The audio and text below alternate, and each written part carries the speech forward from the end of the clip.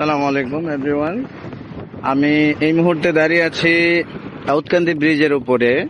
আমি ঢাকা যাতায়াতের পথে প্রায় এখানে দাঁড়াই, যদিও এখানে দাঁড়ানো ঠিক না। এখানে ওভার স্পিডে সব গাড়ি ওভার স্পিডে যাতায়াত করে, সুতরাং এখানে দাঁড়ানোর জন্য আমি কাউকে সাজেস্ট করব না, এটা উচিত না।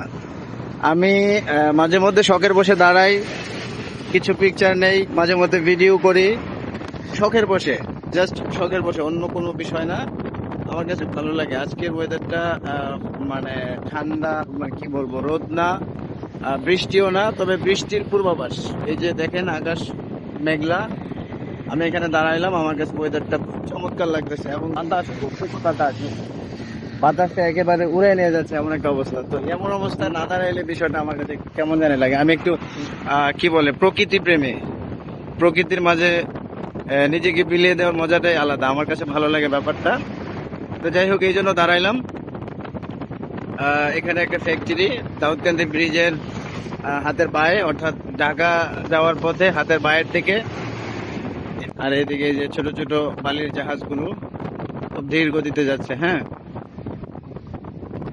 নদীতে পর্যাপ্ত পানি, বাতাস এবং মিষ্টি একটা ওয়েদার, খুবই চমৎকার লাগছে। আমি এখানে দাঁড়াইলাম।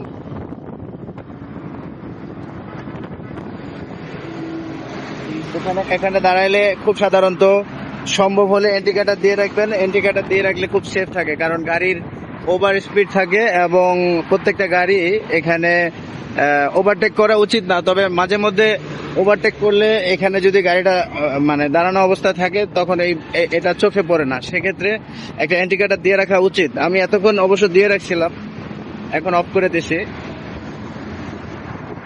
অবস্থা বন্ধুরা, ভালো থাকবেন, সুস্থ থাকবেন। এই প্রত্যাশায় আজকে কত বিদায় নিচ্ছি। আল্লাহ হাফেজ।